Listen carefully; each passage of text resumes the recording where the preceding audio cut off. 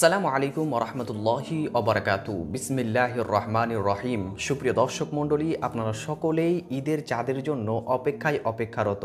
হ্যাঁ প্রিয় বন্ধুগণ, এখনকার লেটেস্ট খবর এবং এই মুহূর্তে সবথেকে বড় আপডেট হচ্ছে আজকে সৌদি আরবে চাঁদ দেখা গিয়েছে, যেটি তারা অফিসিয়াল ওয়েবসাইট এবং তাদের এক্স অ্যাকাউন্ট, যাকে টুইটার অ্যাকাউন্ট বলা হয়, সেই অ্যাকাউন্টে তারা তাদের সেই খবরটি পাবলিশ করেছে। সেই খবরটি আপনারা স্ক্রিনের উপরে দেখতে পাচ্ছেন। হ্যাঁ সুপ্রিয় দর্শক মণ্ডলী, তারা তাদের অফিসিয়াল ওয়েবসাইটে জানিয়ে দিয়েছে যে সৌদি আরবে চাঁদ দেখা গিয়েছে এবং আগামীকালকে সেখানে ঈদ উদযাপন করা হবে ইনশাআল্লাহ।